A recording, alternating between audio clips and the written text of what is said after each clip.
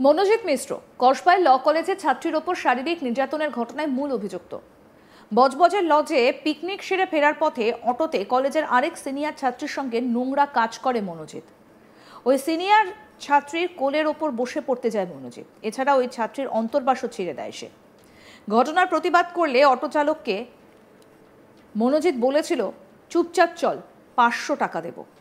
রাজ্যের শাসক দলের ছত্রছায়ায় থাকা মনোজিতের কাছে যেন আইন ভাঙাটা কোনো ব্যাপারই ছিল না। বজবজের লজে কলেজেই এক ছাত্রীর সঙ্গে নোংরা কাজ করার পর অটোতে সে অন্য এক ছাত্রীকেও ছাড়েনি।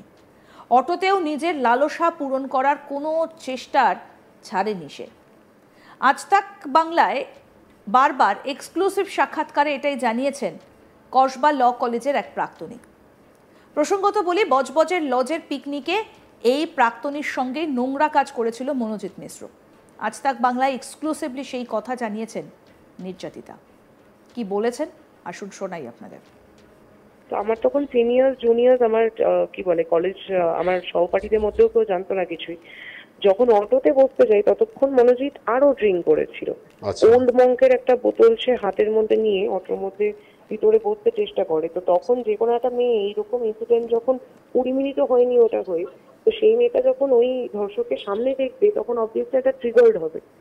সেটা আমিও হয়েছিলাম। তো সেটার জন্য আমি তখন কিছু বলিনি, কিন্তু অটোতে যেই তিনি আমার পাশে বসতে চেষ্টা করেন তখন আমি অটো থেকে বেরিয়ে যাই। তো ওইটা আমার সিনিয়ররা এটা বুঝতে পারেনি যে কি হয়েছে। ওরা ভেবেছিল যে হয়তো মারাত্মক মদ খেয়ে যার জন্য মেয়ে হিসেবে আমি আনকমফোর্টেবল ফিল করছি। আপনি পরে কখনো কাউকে কিছু জানাননি? পরে আমি স্যার জানাতে গেছি যখন এই সব যখন হলো অটোতে, যখন ওনাকে অন্য অটোতেও রাখা হয়েছিল, ওই অন্য অটোর মধ্যে তিনি আরেকটা মেয়েকে ধর্ষণ করেছেন অটোর মধ্যে সবার সামনে। ধর্ষণ করেছেন বলতে তার প্রায় স্ট্র্যাপ রীতিমতো ছিঁড়ে ফেলেছিল অটোর মধ্যে, তার কোলের মধ্যে জোর জবরদস্তি বসতে গেছিল ওইটুকু টাইমের মধ্যে। এটা সেই দিনই যখন আমার অটো থেকে তাকে সিনিয়ররা বের করে দিল, তিনি অন্য একটা অটোর মধ্যে যে বসেছিলেন ওখানেও আমার একজন সিনিয়র দিদি ছিল, ওই দিদির সাথেই এই ঘটনাটা ঘটে। আচ্ছা, কিন্তু সেই অটোতে তো সাধারণ যাত্রীরাও ছিলেন এবং অটো চালকও ছিলেন। হ্যাঁ হ্যাঁ হ্যাঁ। তাহলে সেখানে তারা প্রতিবাদ করেনি বা সেখানে বাধাপ্রাপ্ত হয়নি মনোজিৎ? ওখানে গালিগালাজ দিয়ে অটো ড্রাইভারকে বলছে যে তোকে 500 টাকা মুখের উপরে ছুঁড়ে মারবো, চুপচাপ স্টেশনে নিয়ে চল। তো ওনার তো সব জায়গাতেই দাপট দেখাতো তিনি।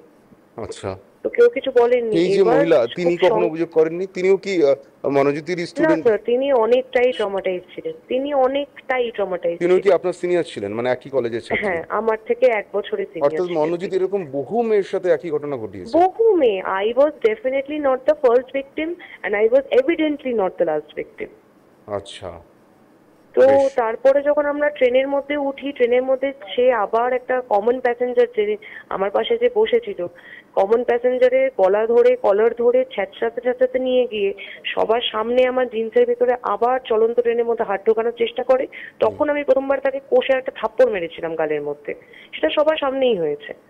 তারপরে সে আর কোনো কথা বলেনি, আমি আর কোনো কথা বলিনি। 2 মিনিটের মধ্যে আমরা বালিগঞ্জ স্টেশন পৌঁছে গেছিলাম, which is the nearest station to my college. তো আমরা বালিগঞ্জ স্টেশনে পৌঁছানোর পরের দিন আমি কলেজে গেছিলামই এটা ভেবে যে আমি জিডিটা করবো।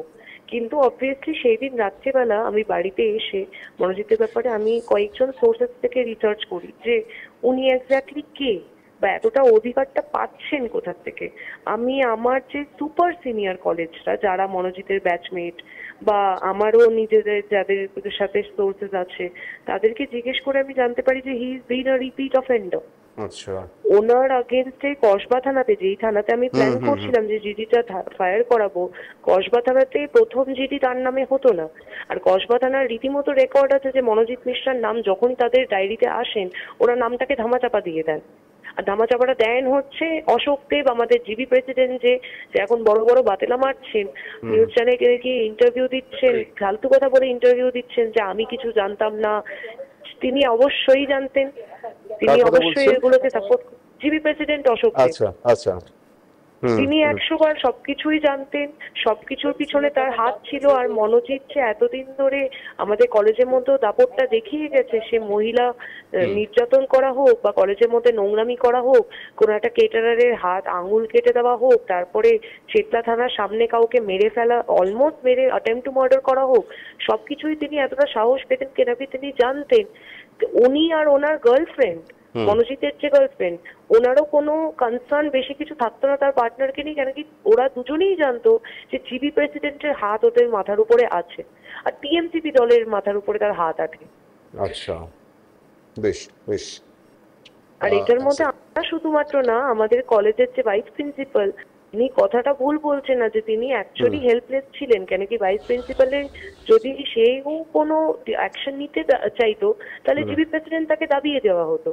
তিনি বরাবরই মনোজিতের, এমনও হয়েছে যে জিবি প্রেসিডেন্টের কাছে গিয়ে আমরা যদি থানার মধ্যে দেখি সেরকম পলিটিক্সের জন্য থানার মধ্যে নোংরামি হচ্ছে, মনোজিতের আগেনস্টে এফআইআর ওলা লজই করছে না, জিডি শুনতেই চাইছে না, জিডি লেখা হচ্ছে তৃণমূল করতো এবং বিধায়ক অশোক দেবের হাত ছিল বলেই কি ওর এত বারবার 100 বার স্যার, 100 বার।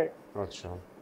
আর তিনি যদি বলে থাকেন যে মনোজিৎ, আমি নিউজ চ্যানেলের মধ্যে দেখে আমি হাসছিলাম যে কোনো স্টুডেন্টই হাসবে দেখে, যারা জানতো যে ভিতরে কোন নোংরামি চলতো।